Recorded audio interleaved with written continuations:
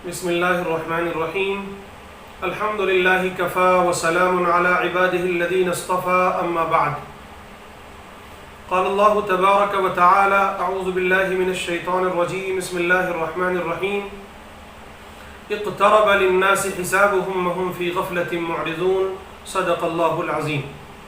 محترم سامعین، آج آپ کے سامنے 17واں پارہ پیش کیا جائے گا۔ اس کے اہم مضامین کا ہم خلاصہ پیش کریں گے اور کچھ اہم آیات کا مطالعہ کرنے کی کوشش کریں گے۔ یہ پارہ اس آیت سے شروع ہوتا ہے کہ اقترب للناس حسابهم وهم في غفلة معرضون، کہ لوگوں کے لیے ان کے حساب کا دن قریب آ گیا ہے لیکن پھر بھی وہ حالت غفلت میں ہیں اور اعراض کر رہے ہیں۔ یہاں انسانوں کی ایک عام روش کا بھی بیان ہے اور قریش مکہ کی جو حالت تھی اس کا بھی بیان ہے۔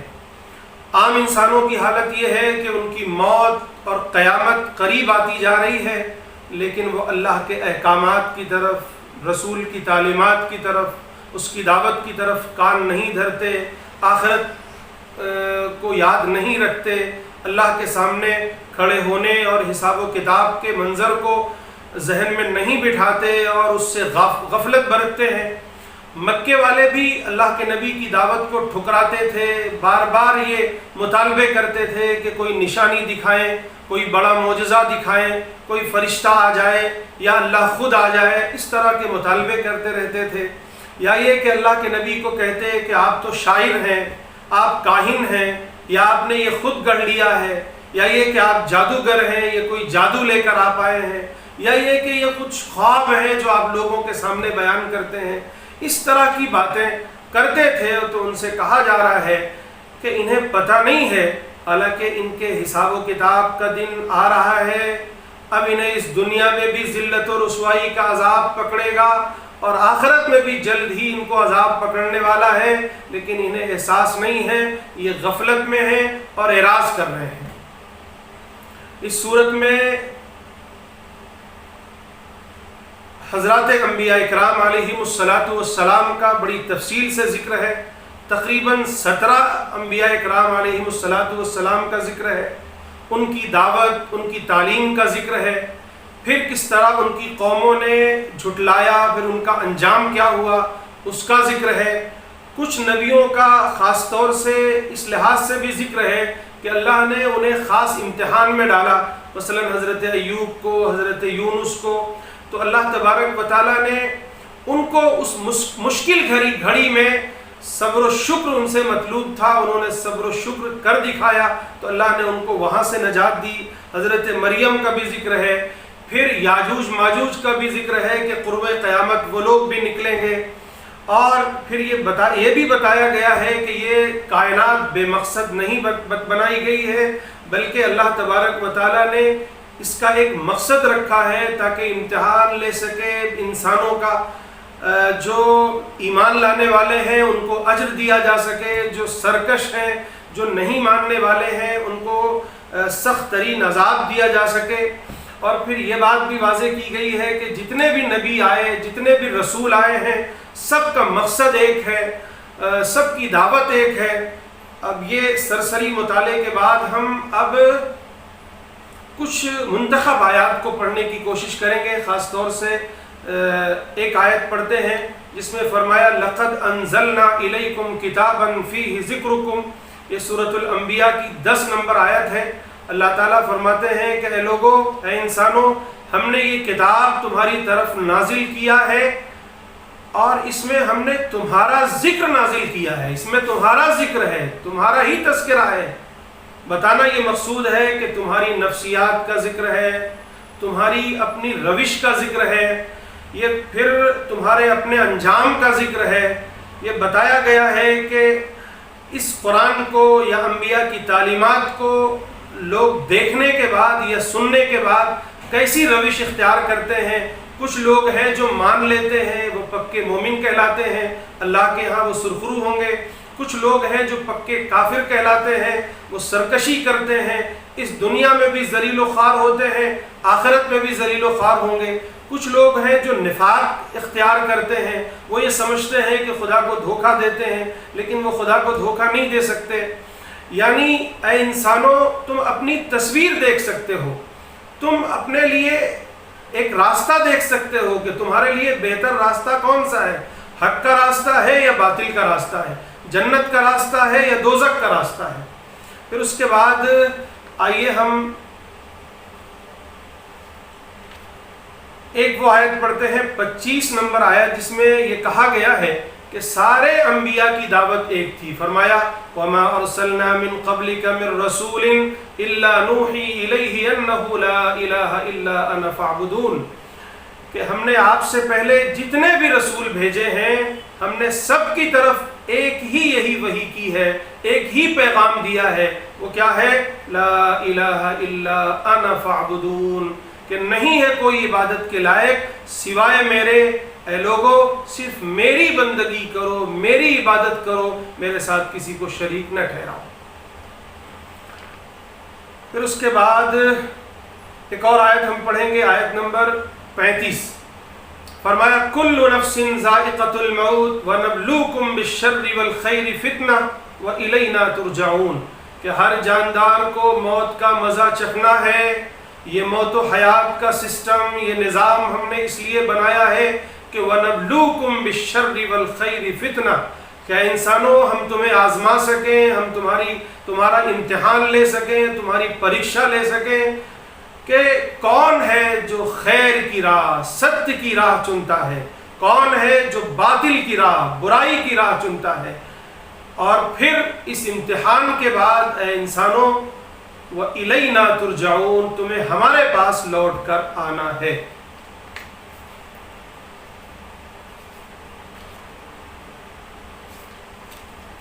آئیے حضرت ابراہیم علیہ السلام کی دعوت کا کچھ ذکر پڑھ لیتے ہیں، کچھ آیات پڑھ لیتے ہیں۔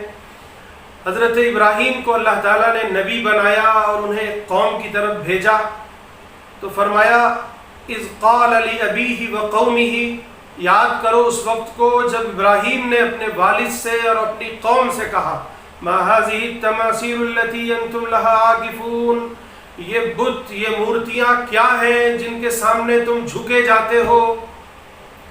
قالوا وجدنا آباءنا لها عابدین، ان کی قوم نے کہا کہ ہم نے تو اپنے آباء و اجداد کو انہی کی عبادت کرتے ہوئے دیکھا ہے۔ یہ ایک بہت کامن سی دلیل ہے ہر باطل عقیدے والے کی۔ ہم جب بھی کسی کو آج بھی دعوت دیتے ہیں کہ بھئی بتوں کی عبادت کیوں کرتے ہو، ایک ایشور کی عبادت کرو، دوسروں کی عبادت کیوں کرتے ہو، تو وہ یہی کہتے ہیں کہ بھئی ہمارے باپ دادا یہ کرتے آئے ہیں، ہم بھی وہی کرتے ہیں۔ قرآن نے بہت خوبصورت جواب دیا ہے، کہا ہے لَقَدْ كُنْتُمْ أَنْتُمْ وَآبَاؤُكُمْ فِي ضَلَالٍ مُبِينٍ، کیا تم اور تمہارے آباء و اجداد کیا گمراہی میں ہو؟ تم بھی، یعنی تم اور تمہارے آباء و اجداد سب کھلی ہوئی گمراہی میں ہیں۔ قالوا وجئتنا بالحق ام انت من اللاعبین، قوم نے کہا ابراہیم تم ہمارے پاس کوئی سچا ثبوت، سچی دلیل بھی لے کر آئے ہو یا یوں ہی بات کر رہے ہو؟ قال بل ربکم رب السماوات والارض الذی فطرہن، اے لوگو بلکہ تمہارا رب اور زمین و آسمان کا رب جس نے انہیں پیدا کیا ہے وہی ایک اللہ ہے، وہی ایک رب ہے جس کی میں تمہیں دعوت دے رہا ہوں، میں اس پر گواہ ہوں۔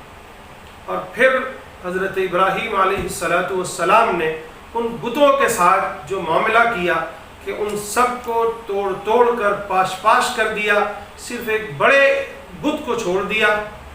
جب قوم سب کی سب میلے میں چلی گئی تھی، جب شام کو سب واپس آئے تو انہوں نے دیکھا کہ ان کے بت خانے میں سارے بت اوندھے پڑے ہیں سوائے ایک بڑے بت کے۔ اب انہوں نے سوچا کہ من فعل ھذا بآلہتنا، آخر یہ ہمارے معبودوں کے ساتھ کس نے کیا؟ تو کسی نے کہا کہ ابراہیم ہے جو ہمارے بتوں کو برا بھلا کہتے رہتے ہیں۔ حضرت ابراہیم کو بلایا گیا، حضرت ابراہیم سے پوچھا گیا قالوا اانت فعلت ھذا بآلہتنا یا ابراہیم، کیا ابراہیم تم نے ایسا کیا ہے ہمارے معبودوں کے ساتھ؟ حضرت ابراہیم نے بڑا خوبصورت جواب دیا، کہا کہ ان کے بڑے سے پوچھ لو، مجھ سے کیوں پوچھتے ہو؟ اس کا بڑا ہے، اس کے کاندھے پر کلہاڑی ہے، یہ صحیح ثابوت بچا ہوا ہے، اس کو تو کچھ نہیں ہوا، ہو سکتا ہے اسی نے توڑا ہو، اس سے معلوم کرو۔ تو پھر جو قوم کی کیفیت ہوئی ہے، قرآن نے اس کا نقشہ یہاں کھینچا ہے۔ فرمایا فَرَجَعُوا إِلَىٰ أَنفُسِهِمْ، پھر وہ سب اپنے ہی نفس میں، اپنی ہی طرف رجوع ہوئے۔ فَقَالُوا، اور اپنے دل میں کہا انہوں نے، إِنَّكُمْ أَنْتُمُ الظَّالِمُونَ، صحیح بات تو یہ ہے کہ اے قوم کے لوگوں، تم خود ہی ظالم ہو، ایسے معبودوں کی، ایسے بتوں کی عبادت کرتے ہو جو بول تک نہیں سکتے، اپنی خود حفاظت نہیں کر سکتے۔ ثُمَّ نُكِسُوا عَلَىٰ رُؤُوسِهِمْ، بڑے شرمندہ ہوئے پھر، لیکن اس کے بعد ظاہر ہے کہ قومی حمیت اور اپنے آباء و اجداد کا دھرم اور پھر وہ ساری انا ان کی پھر سے ابھر آئی، اور انہوں نے کہا لَقَدْ عَلِمْتَ مَا هَؤُلَاءِ يَنْطِقُونَ، ابراہیم تم اچھی طرح جانتے ہو کہ یہ لوگ بولتے نہیں ہیں۔ حضرت ابراہیم کو موقع مل گیا، حضرت ابراہیم تو یہی کہلوانا چاہتے تھے۔ فرمایا قَالَ أَفَتَعْبُدُونَ مِن دُونِ اللَّهِ مَا لَا يَنْفَعُكُمْ شَيْئًا وَلَا يَضُرُّكُمْ، کیا تم لوگ اللہ کو چھوڑ کر ایسی چیزوں کی پوجا کرتے ہو، عبادت کرتے ہو جو نہ تمہیں نفع پہنچاتے ہیں نہ نقصان؟ تف ہو تم پر بھی اور تمہارے معبودوں پر۔ افلا تعقلون، کیا تمہیں عقل نہیں ہے؟ ذرا عقل استعمال کرو۔ پھر کیا ہوا؟ ان لوگوں نے آگ جلائی اور حضرت ابراہیم کو اس میں ڈالنا چاہا۔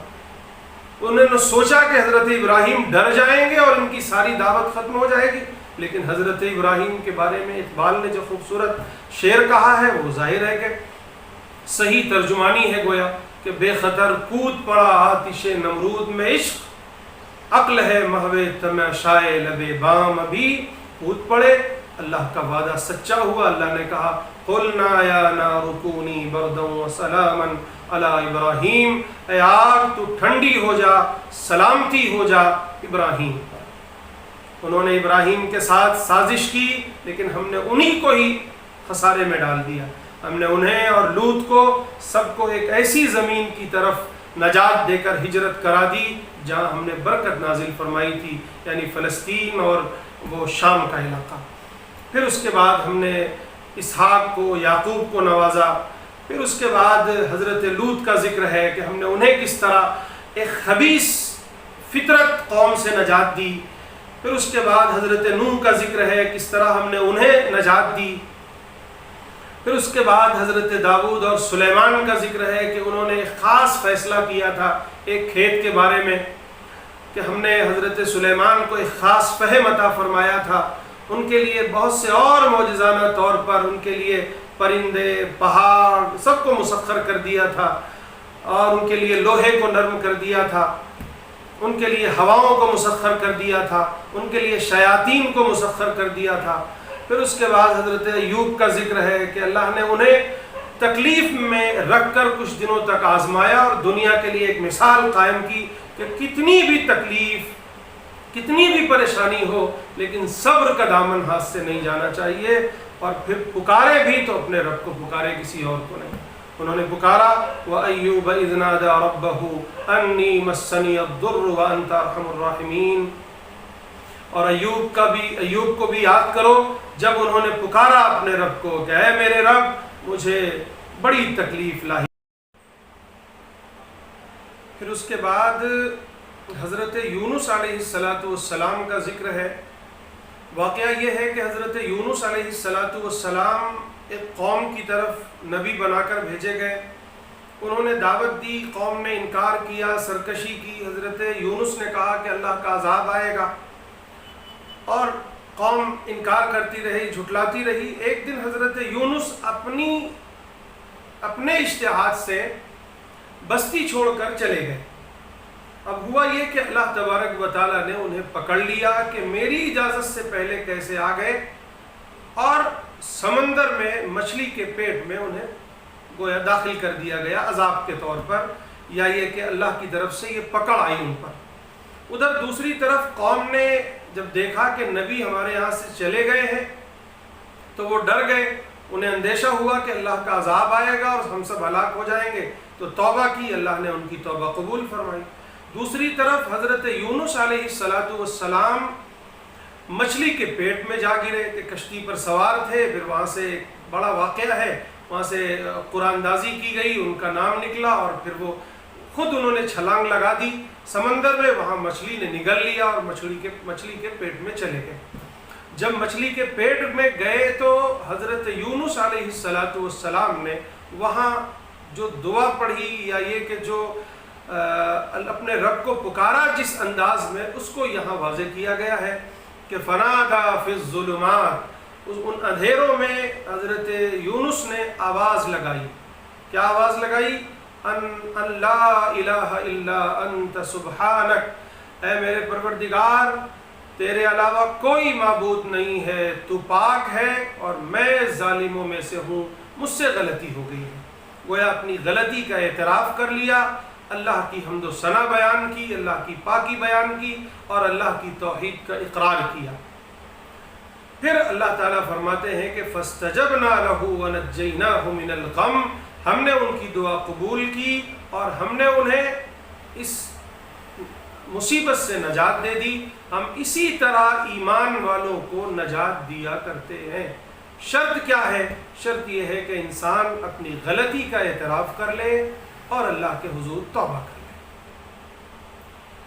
یہاں دو اہم نقطے ہیں، ایک یہ کہ جب اللہ کا عذاب نظر آ جائے یا یہ کہ اللہ کے عذاب کے بارے میں یقین ہو جائے کہ اللہ کا عذاب ہے تو فوراً توبہ کرنی چاہیے۔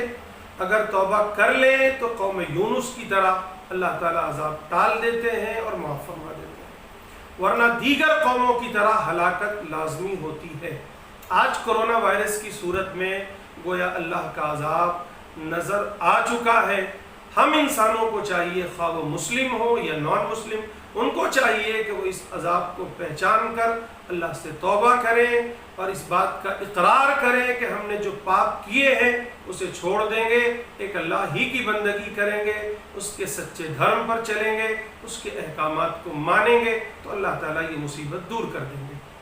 دوسرے یہ کہ دعوت اتنا اہم اور نازک مسئلہ ہے کہ اگر اس مسئلے میں کسی نبی سے بھی اجتہادی خطا بھی ہو جائے تو اللہ تعالیٰ کو یہ منظور نہیں ہے، کیونکہ کسی قوم پر اتمام حجت کرنا گویا یہ خدائی مشن ہے، اللہ کا کام ہے، کیونکہ اگر اتمام حجت نہیں کی گئی تو کل یہ لوگ اللہ کے حضور کھڑے ہو کر اللہ سے حجت کریں گے کہ پروردگار میرے پاس تو کوئی ڈرانے والا نہیں آیا۔ تو اللہ نے اپنے نبیوں کو ان کی قوموں کے پاس اسی لیے بھیجا تاکہ اتمام حجت ہو جائے اور کل کوئی قیامت کے دن کھڑا ہو کر یہ نہ کہہ سکے کہ میرے پاس اللہ کا پیغام نہیں پہنچا۔ اگر اس مشن میں ادنا لغزش بھی ہو جائے، اجتہادی لغزش بھی ہو جائے تو اللہ تعالیٰ معاف نہیں فرماتے ہیں، جیسا کہ حضرت یونس کے واقعے میں ہم دیکھ رہے ہیں۔ ذرا غور کیجئے، اس وقت امت مسلمہ نہ اجتہادی، نہ لغزش، نہ خطا، بلکہ جان بوجھ کر پوری امت اس دعوت کو چھوڑے ہوئے ہے۔ اب بتائیے اللہ تعالیٰ کیا اس کو پکڑیں گے نہیں؟ اس پر عذاب نہیں نازل کریں گے؟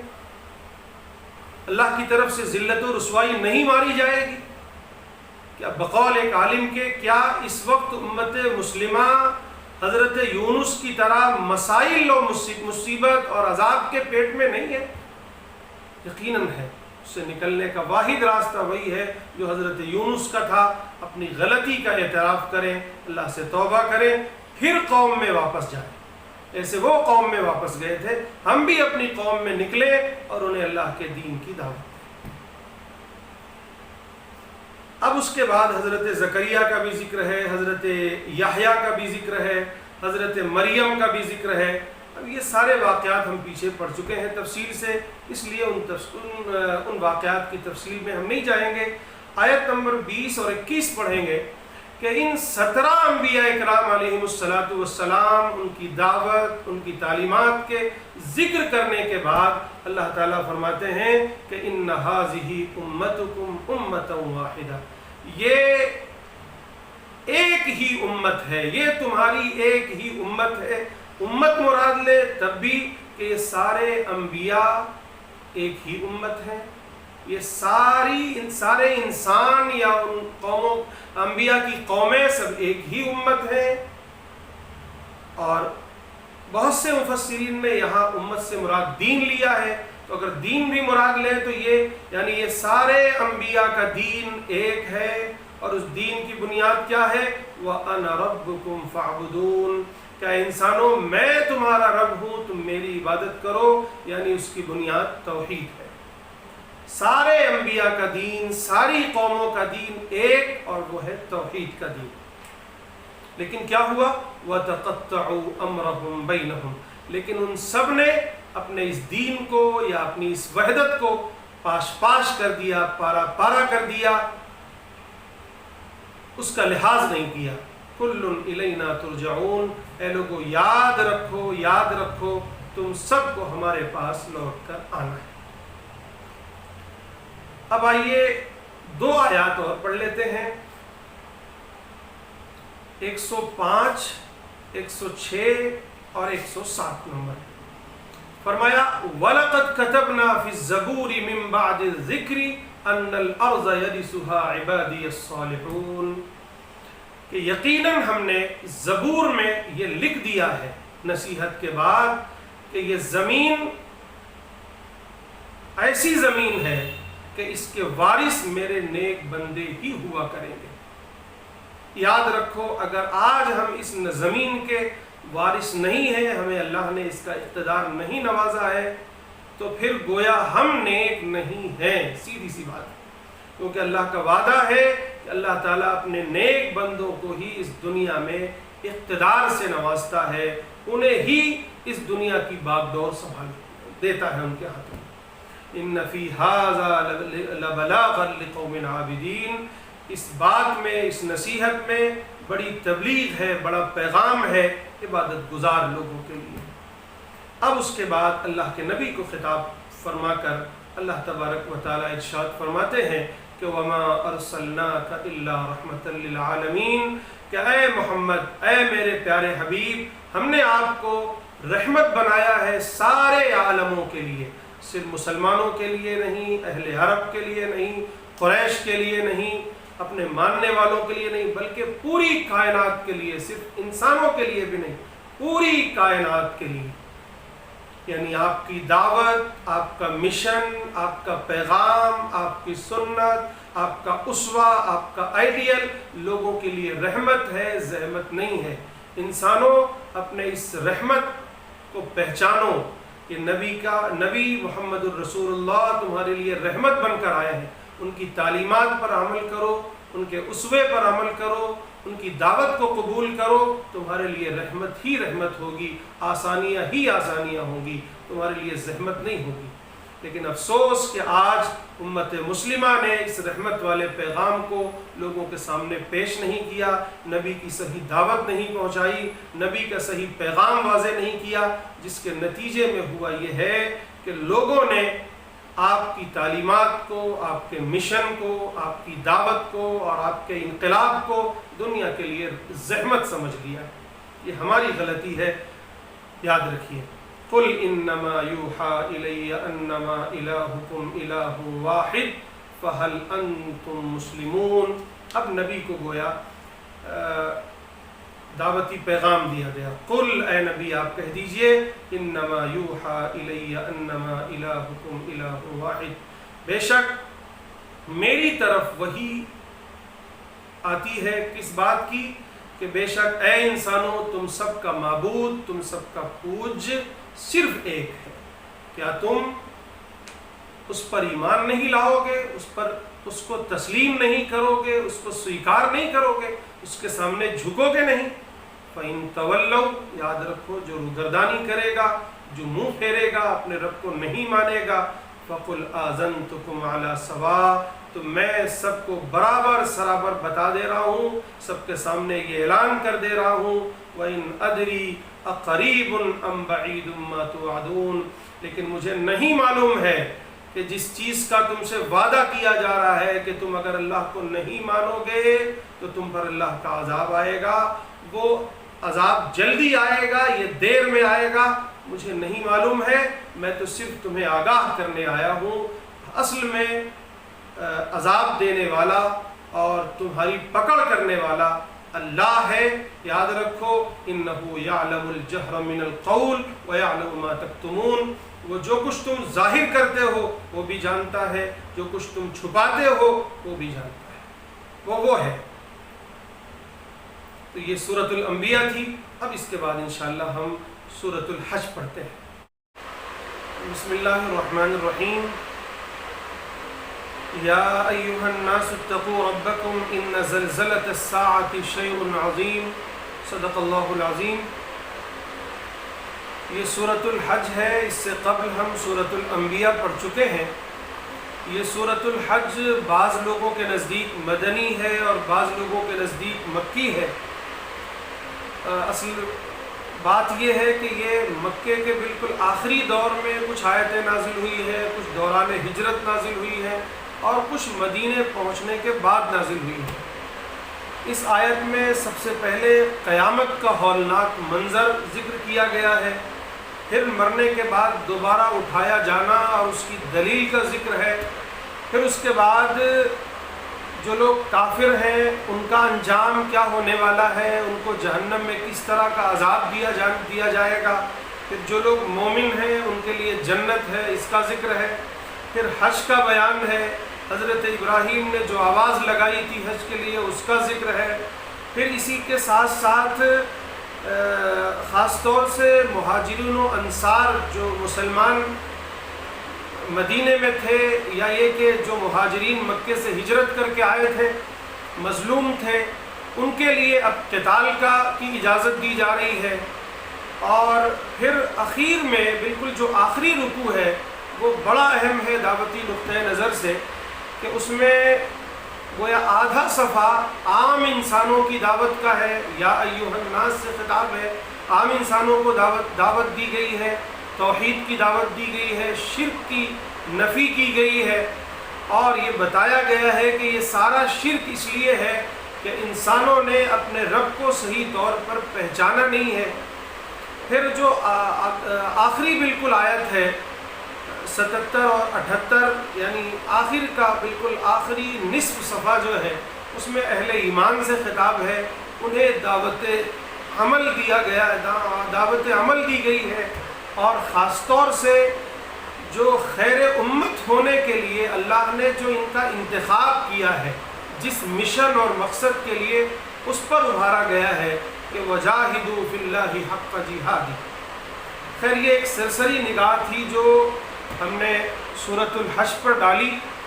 اب آئیے کچھ اہم آیات کا مطالعہ کر لیتے ہیں. سب سے پہلے تو سورت جہاں سے شروع ہوتی ہے وہ سب سے اہم ترین آیت ہے ہم مسلمانوں کے لیے بھی اور تمام انسانوں کے لیے بھی، کیونکہ وہاں قیامت کے ہولناکی کا ذکر ہے، قیامت کی سنگینی کا ذکر ہے. اس لیے آئیے سب سے پہلے اس آیت کو پڑھتے ہیں کہ یا ایھا الناس، اے تمام انسانوں، اتقوا ربکم، اپنے پروردگار سے ڈرو. دیکھیے یہ دعوت کا اسلوب، یہ نہیں کہا کہ اللہ سے ڈرو یا مسلمانوں کے رب سے ڈرو، محمد کے رب سے ڈرو، نہیں، اپنے رب سے ڈرو. ان زلزلۃ الساعۃ شیء عظیم، بے شک قیامت کا زلزلہ بہت سنگین چیز ہے، بہت بڑی چیز ہے. یوم ترونہا، اس دن تم اس قیامت کو دیکھو گے، کیا ہوگا؟ تذہل کل مرضعۃ عما ارضعت، دودھ پلانے والی عورتیں اپنے دودھ پیتے بچوں کو بھول جائیں گی. یہ سب سے آخری چیز ہے. گویا مائیں جو مستورات ہیں وہ سمجھتی ہیں، یا ہماری گھروں میں جو مائیں ہیں ہم انہیں دیکھ سکتے ہیں کہ وہ کس طرح اپنے دودھ پیتے بچے کو کب چھوڑتی ہیں، کسی مرحلے پر بھی نہیں چھوڑتی ہیں. یہ قیامت کا ایسا خطرناک، ایسا ہولناک منظر ہوگا کہ وہ اپنے دودھ پیتے بچوں کو بھی بھول جائیں گے.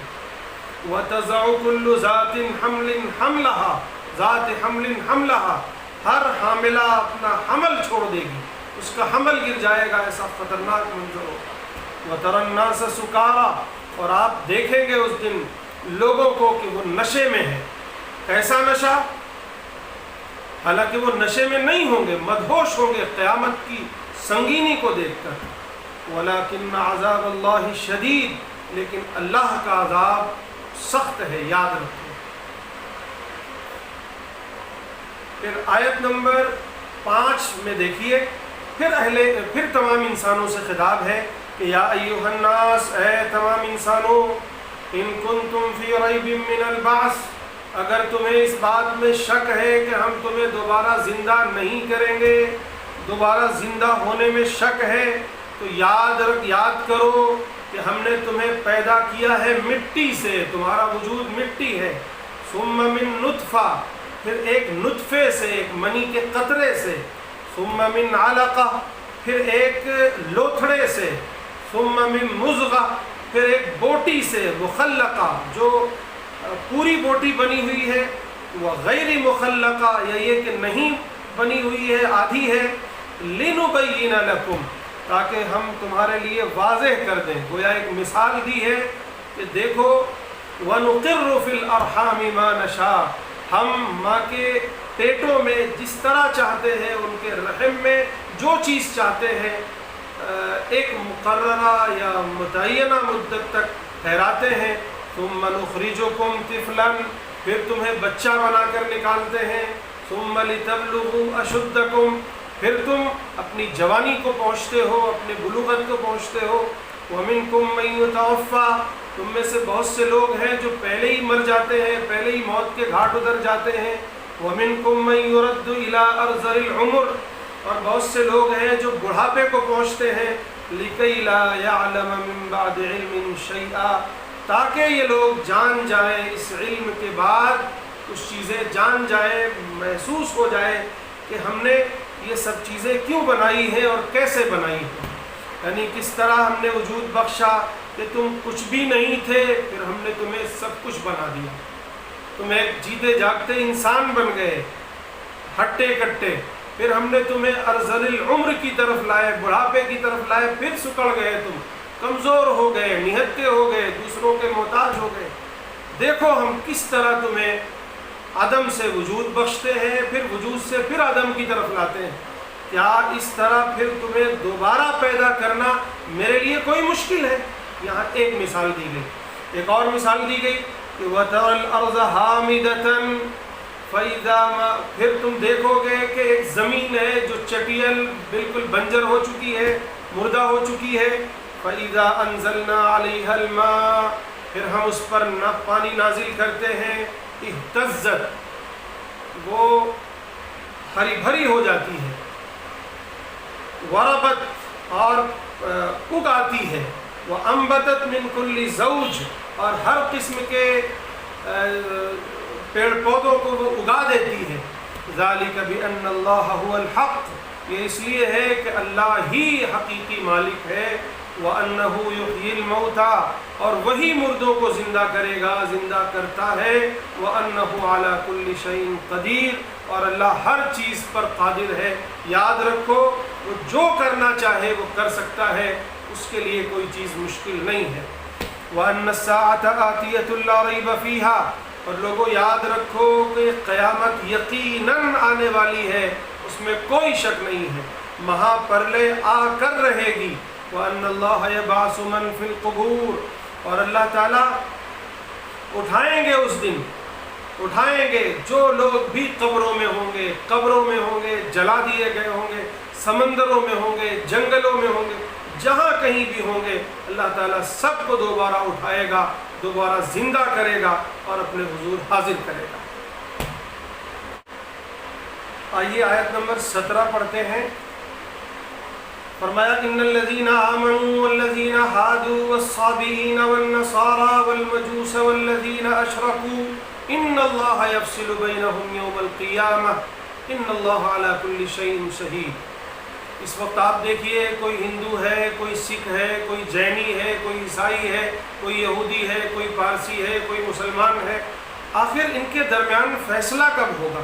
اللہ تعالیٰ فرماتے ہیں کہ قیامت کے دن اللہ تبارک و تعالیٰ ان کے درمیان فیصلہ فرما دے گا کہ کون حق پر ہے اور کون باطل پر ہے، کون جنت میں جانے والا ہے اور کون جہنم میں جانے والا ہے۔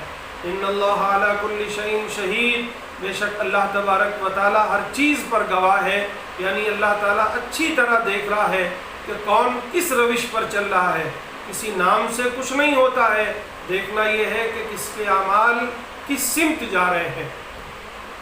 پھر اس کے بعد فرمایا اے لوگو کیا تم دیکھتے نہیں ہو کہ ان اللہ یسجد لہ من فی السماوات ومن فی الارض، کہ اللہ ہی کے لیے سجدہ ریز ہیں جو کوئی بھی ہے زمینوں میں یا آسمانوں میں، سورج بھی، چاند بھی، ستارے بھی، پہاڑ بھی، درخت بھی، چوپائے بھی، اور بہت سارے لوگ، سب کے سب اللہ ہی کے لیے سجدہ ریز ہوتے ہیں، اللہ ہی کے سامنے جھکتے ہیں. وَكَثِيرٌ حَقَّ عَلَيْهِ الْعَذَابُ، لیکن بہت سے لوگ وہ ہیں جن پر اللہ کا عذاب ثابت ہو چکا ہے کہ ان کو اللہ کا عذاب پکڑے گا. وَمَن يُهِنِ اللَّهُ فَمَا لَهُ مِن مُكْرِمٍ، یاد رکھو کہ جسے اللہ ذلیل کر دے کون ہے جو اس کو عزت دے سکتا ہے. ان اللہ یفعل ما یشاء، بے شک اللہ تعالیٰ جو چاہتا ہے کرتا ہے. یہ بھی آیت سجدہ ہے، اور میں نے کل بھی عرض کیا تھا آیت سجدہ کے ضمن میں کہ یہ آیت سجدہ پر جو ہم سجدے کرتے ہیں وہ گویا ایک علامتی سجدہ ہوتا ہے. اس بات کا اظہار ہوتا ہے کہ جیسے اس آیت میں مضمون ذکر ہوا کہ زمین و آسمان میں جو بھی چیزیں ہیں سب اللہ ہی کے لیے سجدہ کرتی ہیں، تو اے اللہ میں بھی تیرا بندہ ہوں، میں بھی تیرے سامنے سجدہ ریز ہوتا ہوں. یہ گویا اقرار بندگی ہے. اب اس کے بعد دو گروہوں کا ذکر ہے. فرمایا ھذان خصمان اختصموا فی ربہم، یہ دو گروہ ہیں جنہوں نے اپنے رب کے بارے میں اختلاف کیا، جھگڑے آپس میں. پہلا گروہ وہ جس نے کہا، جس نے انکار کیا، کفر کیا، اس کے لیے کیا انجام ہے؟ فرمایا قطعت لہم ثیاب من نار، اس کے لیے آگ کے کپڑے ہیں. یصب من فوقہم فوق رؤوسہم الحمیم، اس کے سروں پر سے کھولتا ہوا پانی ڈالا جائے گا. یہ جہنم کے عذاب کا ذکر ہے.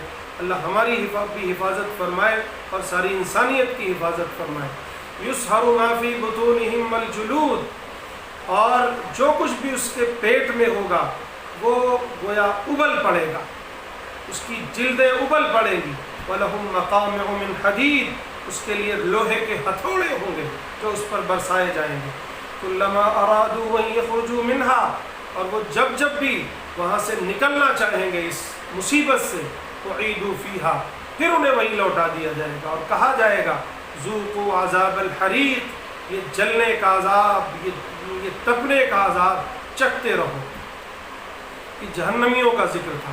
لیکن جو لوگ اللہ کو مانتے ہیں، اللہ پر ایمان لاتے ہیں، اب ان کا ذکر ہے. فرمایا ان اللہ یدخل الذین آمنوا، بے شک اللہ تعالیٰ داخل کرے گا ان لوگوں کو جو ایمان لاتے ہیں، نیک عمل کرتے ہیں، ایسے باغات میں، ایسی جنتوں میں جن کے نیچے سے نہریں جاری ہوں گی. یحلون فیہا من اساور من ذہب ولؤلؤا، انہیں اس جنت میں کیا ہوگا؟ سونے کے کنگن، موتیوں کے کنگن پہنائے جائیں گے. ان کے لباس حریر و ریشم کے ہوں گے. پھر اس کے بعد آیت نمبر 26 سے لے کر تقریباً 37 تک حضرت ابراہیم علیہ السلام نے کس طرح بیت اللہ کو بنایا، اس کی تعمیر کی، پھر حج کا اعلان کیا، حج کے فریضے کا ذکر ہے، اور پھر حج کے مناسک کا ذکر ہے، قربانی کا ذکر ہے، قربانی کی جو اصل روح ہے اس کا ذکر ہے، مشرکین کی بعض رسموں کا ذکر ہے، اس سے بچنے کا ذکر ہے، اور پھر یہ بتایا گیا ہے کہ قربانی کی اصل روح کیا ہے کہ لن ینال اللہ لحومها ولا دماؤها ولکن ینالہ التقوی منکم، کہ اصل میں اللہ کو نہ قربانی کا گوشت پہنچتا ہے نہ خون پہنچتا ہے، اصل جو چیز پہنچتی ہے وہ تمہارے دل کا تقوی ہے. پھر آیت نمبر 38 سے لے کر گویا 41 تک ہم پڑھیں گے، جو دعوتی نقطۂ نظر سے بڑی اہم آیت ہے، اور اس پر اعتراض بھی ہوتا ہے کافر و مشرکوں کی طرف سے. فرمایا ان اللہ یدافع عن الذین آمنوا ان اللہ لا يحب كل خوان کفور۔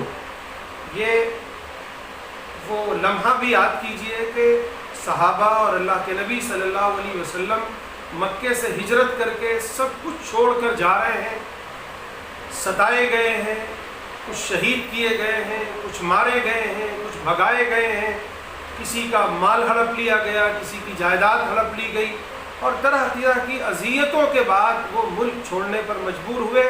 تو اب اللہ تعالیٰ کی طرف سے گویا ایک تسلی آ گئی، فرمایا ان اللہ یدافع عن الذین آمنوا، کہ بے شک اللہ تبارک و تعالیٰ ایمان والوں کا دفاع کرے گا، کیونکہ اللہ تبارک و تعالیٰ کافروں اور خیانت کرنے والوں کو پسند نہیں فرماتا ہے۔ اذن للذین یقاتلون بانہم ظلموا، اجازت دی جاتی ہے ان لوگوں کو جن پر ظلم ہوا ہے کہ وہ اللہ کی راہ میں جنگ کریں، جہاد کریں، اور یاد رکھو وَإِنَّ اللَّهَ عَلَى نَصْرِهِمْ لَقَدِيرٌ، انہیں یہ گمان نہ ہو کہ ہم تھوڑے ہیں، کمزور ہیں، بلکہ انہیں یاد رہے کہ اللہ ان کی نصرت اور ان کی مدد کے لیے کافی ہے، وہ اس پر قادر ہے، وہ ان کی مدد کرے گا۔ الذین اخرجوا من دیارہم، یہ قتل کی، یہ جنگ کی، قتال کی، جہاد کی اجازت انہیں دی جا رہی ہے جنہیں ان کے گھروں سے بغیر کسی سبب نکالا گیا ہے، صرف اس لیے نکالا گیا ہے کہ انہوں نے کہا ان یقولوا ربنا اللہ، انہوں نے کہا کہ یہ معبودان باطلہ ہمارے رب نہیں ہے، بلکہ ہمارے رب تو صرف اللہ ہے۔ پھر اللہ نے اپنی سنت کو واضح فرمایا کہ وَلَوْلَا دَفْعُ اللَّهِ النَّاسَ بَعْضَهُمْ بِبَعْضٍ لَهُدِّمَتْ صَوَامِعُ وَبِيَعٌ وَصَلَوَاتٌ وَمَسَاجِدُ يُذْكَرُ فِيهَا اسْمُ اللَّهِ كَثِيرًا وَلَيَنْصُرَنَّ اللَّهُ مَن يَنْصُرُهُ إِنَّ اللَّهَ لَقَوِيٌّ عَزِيزٌ، کہ اللہ تعالیٰ اگر لوگوں کو ایک دوسرے کے ذریعے سے دفع نہ کرتا رہے، ایک دوسرے کو ایک دوسرے سے ٹکرا کر ان کا زور توڑتا نہ رہے، تو اس زمین میں فساد برپا ہو جائے، یہ جتنی خانقاہیں ہیں عیسائیوں کی وہ سب ڈھا دی جائیں، جتنے گرجے ہیں ان کے کنیسے ہیں وہ ڈھا دیے جائیں، جتنے یہودیوں کی عبادت گاہیں ہیں وہ ڈھا دیے جائیں، جتنی مسجدیں ہیں وہ ڈھا دی جائیں، جن میں بھی اللہ کا ذکر ہوتا ہے وہ ایک بھی باقی نہ رہے۔ وَلَيَنْصُرَنَّ اللَّهُ، اور یقیناً اللہ تعالیٰ ان کی ضرور مدد فرمائے گا جو اس کی مدد کرے گا۔ ایک اصول اللہ نے بیان کر دیا کہ اللہ مدد کس کی کرتا ہے، مدد اس کی کرتا ہے جو اس کی مدد کرتا ہے، یعنی یہ کہ جو اللہ کے دین کے لیے نکلتا ہے، اللہ کے دین کی دعوت کے لیے، اس کے غلبے کے لیے اور اس کی سربلندی کے لیے محنت کرتا ہے، گویا اللہ کے دین کی مدد کے لیے آگے بڑھتا ہے، اللہ اس کی مدد کرتا ہے، جس طرح اللہ کے نبی نے اور صحابہ نے کیا۔ اور جب اللہ ان کو مدد دیتا ہے تو پھر کیا ہوتا ہے، الذین ان مکناہم فی الارض، جب اس مدد کے نتیجے میں ہم انہیں کہیں اقتدار سے نوازتے ہیں، کہیں قرار عطا فرماتے ہیں، یعنی کسی ملک میں انہیں ٹھکانہ مل جاتا ہے، وہاں وہ گویا ٹھہر کر اسٹیبلش ہو جاتے ہیں، تو پھر کیا کرتے ہیں، پہلا کام یہ کرتے ہیں اقاموا الصلاۃ۔ اللہ کے نبی مدینے آئے، جیسے ہی اسٹیبلش ہوئے سب سے پہلا کام کیا مسجد کی تعمیر کی، گویا نماز کے قائم کرنے کا نظام بنایا، وآتوا الزکاۃ، زکوٰۃ کا نظام، پھر وَأَمَرُوا بِالْمَعْرُوفِ، پھر لوگوں کو یعنی ایک دعوتی نظام بنے گا کہ لوگوں کو برائیوں سے روکا جائے گا، وَنَهُوا عَنِ الْمُنْكَرِ، اور برائیوں سے روکا جائے گا، وَلِلَّهِ عَاقِبَةُ الْأُمُورِ، اور یاد رکھو کہ اللہ ہی کے لیے ہے تمام امور کا انجام۔ اب آئیے ہم اپنا بالکل آخری رکوع پڑھتے ہیں، جس میں ایک طرف تمام انسانوں سے خطاب ہے تو دوسری طرف اہل ایمان سے خطاب ہے۔ فرمایا یا ایھا الناس ضرب مثل فاستمعوا له، اے تمام انسانوں تم لوگ شرک میں مبتلا ہو، تم لوگ باطل خداؤں کو پوچھتے ہو، باطل خداؤں کو پکارتے ہو، انہیں اپنی مدد کے لیے ان کے لیے منتیں مانگتے ہو، ان کے سامنے سجدہ ریز ہوتے ہو، ذرا ان کی حیثیت دیکھ لو۔ فإن الذين تدعون من دون اللہ، تمہارے سامنے ایک مثال بیان کی جاتی ہے، فاستمعوا لہ، تم غور سے سنو. فإن الذين تدعون من دون اللہ، بے شک جن کو بھی تم اللہ کو چھوڑ کر پکارتے ہو، لن يخلقوا ذبابا ولو اجتمعوا لہ، وہ ہرگز ایک مکھی پیدا نہیں کر سکتے چاہے سب کے سب جمع ہو جائے.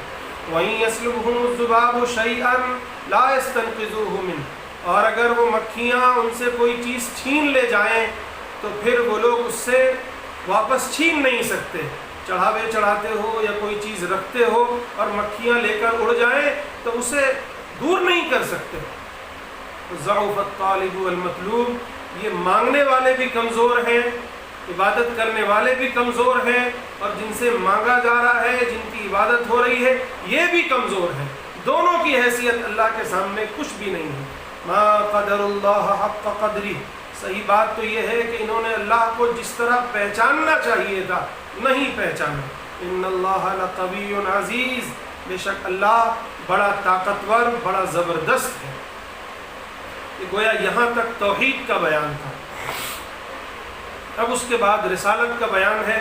اللہ تعالیٰ فرماتے ہیں کہ اللہ یصطفی من الملائکۃ رسلا ومن الناس ان اللہ سمیع بصیر، کہ اللہ تبارک و تعالیٰ نے اپنے رسولوں کو اس زمین پر انسانوں کی ہدایت کے لیے بھیجا ہے. اس کا سسٹم یہ ہے کہ اللہ نے فرشتوں کا انتخاب کیا اور انسانوں میں سے کسی کا انتخاب کیا. فرشتوں میں سے حضرت جبریل کا انتخاب کیا، وہ وحی لے کر، خدا کا کلام لے کر، خدا کی کتاب لے کر انسانوں میں سے کبھی نوح کے پاس، کبھی آدم کے پاس، کبھی شیس کے پاس، کبھی ابراہیم کے پاس، کبھی موسیٰ کے پاس، کبھی عیسیٰ کے پاس، اور اب حضرت محمد مصطفیٰ صلی اللہ علیہ وسلم کے پاس آتے ہیں اور اللہ کا کلام سناتے ہیں، اللہ کا پیغام سناتے ہیں. بے شک اللہ تعالیٰ بہت سننے والے اور بہت دیکھنے والے ہیں. یعلم ما بین ایدیہم وما خلفہم، لوگوں تمہیں یاد رہے جو کچھ تم ظاہر کرتے ہو تمہارے سامنے ہے وہ بھی اللہ دیکھ رہا ہے، وہ بھی جانتا ہے. جو کچھ تمہارے پیچھے ہے یا جو کچھ چھپاتے ہو اپنے دلوں میں وہ بھی اللہ جانتا ہے. وَإِلَى اللَّهِ تُرْجَعُ الْأُمُورُ، اور سارے کے سارے امور اسی کی طرف لوٹتے ہیں، اس سے کوئی چیز بچ نہیں سکتی ہے. پھر اس کے بعد فرمایا اے ایمان والو تم رکوع کرو اللہ کے لیے، جھک جاؤ، واسجدوا سجدہ کرو، واعبدوا ربکم اور اپنے رب کی عبادت کرو، وفعلوا الخیر اور بھلائی کا کام کرو، لعلکم تفلحون تاکہ تم کامیاب ہو جاؤ. یعنی کامیابی اسی راستے سے ملے گی کہ اللہ کی عبادت کرو اور نیک عمل کرو. یہ گویا انفرادی عمل کی طرف متوجہ کیا گیا ایمان والوں کو، اور اب پوری امت کو کہا جا رہا ہے وَجَاهِدُوا فِي اللَّهِ حَقَّ جِهَادِ، اللہ کی راہ میں اس طرح جہاد کرو، اس طرح جد و جہد کرو، اس طرح کوشش کرو، اس طرح محنت کرو جس طرح محنت کرنے کا حق ہے. وَاجْتَبَاكُمْ، اس نے تمہارا انتخاب کر لیا ہے، تمہیں چن لیا ہے. وَمَا جَعَلَ عَلَيْكُمْ فِي الدِّينِ مِنْ حَرَجٍ، اور اللہ نے تمہارے لیے تمہارے دین میں کوئی تنگی نہیں رکھی ہے. ملت ابیکم ابراہیم، یہ تمہارے باپ حضرت ابراہیم ہی کی ملت ہے. وہ سماکم المسلمین، اس نے تمہیں مسلمان نام رکھا ہے، مسلم نام رکھا ہے، اس سے پہلے بھی اور اس میں بھی، اس کتاب میں بھی اور اس سے پہلے بھی. کیوں؟ کیونکہ لیکون الرسول شہیدا علیکم، تاکہ رسول تم پر گواہ ہو جائیں. وَتَكُونُوا شُهَدَاءَ عَلَى النَّاسِ، اور تم لوگوں پر گواہ ہو جاؤ. فَأَقِيمُوا الصَّلَاةَ، اے لوگوں نماز قائم کرو. وَآتُوا الزَّكَاةَ، زکوٰۃ ادا کرو. وَاعْتَصِمُوا بِاللَّهِ، اور اللہ کو مضبوطی سے تھام لو، یعنی اللہ کی رسی کو، اللہ کے احکامات کو مضبوطی سے تھام لو. هُوَ مَوْلَاكُمْ، وہی تمہارا مولا ہے، وہی کارساز ہے. فَنِعْمَ الْمَوْلَى وَنِعْمَ النَّصِيرُ، تو کتنا ہی اچھا، کتنا ہی بہترین تمہارا مولا ہے اور کتنا ہی اچھا مددگار ہے. گویا اہل ایمان سے خطاب کر لیا گیا کہ ایمان والو تمہارا اللہ نے انتخاب کیا ہے، تمہیں جس طرح پیغمبروں کو چنا تھا ان کے بعد اب تمہیں چنا ہے اپنی رسالت کے لیے، اپنی دعوت کے لیے، اپنے دین کے غلبے کے لیے. اس لیے اٹھو اور ساری دنیا کے سامنے حق کو واضح کر دو، لوگوں کے سامنے حق کی گواہی دے دو، لوگوں کو بتا دو کہ خدا ایک ہے، اس کا سچا دین یہ ہے، اس کی سچی کتاب یہ ہے۔ اے لوگوں، تمہیں مرنا ہے اور مرنے کے بعد خدا کے حضور حاضر ہونا ہے اور حساب و کتاب دینا ہے۔ اس بات کی گواہی دے دو، کیونکہ اسی بات کی گواہی رسول نے تم پر دی ہے، اب تمہیں تمام انسانوں پر دینی ہے۔ اگر دیتے ہو تو تم کامیاب ہو، نہیں دیتے ہو تو کل یہی لوگ تمہارا دامن پکڑیں گے اور اللہ تم سے پوچھے گا کہ تم نے حق کی گواہی پیش کی یا نہیں پیش کی۔ اللہ تعالیٰ مجھے بھی اور آپ سب کو بھی عمل کی توفیق نصیب فرمائے۔ وآخر دعوانا ان الحمد للہ رب العالمین۔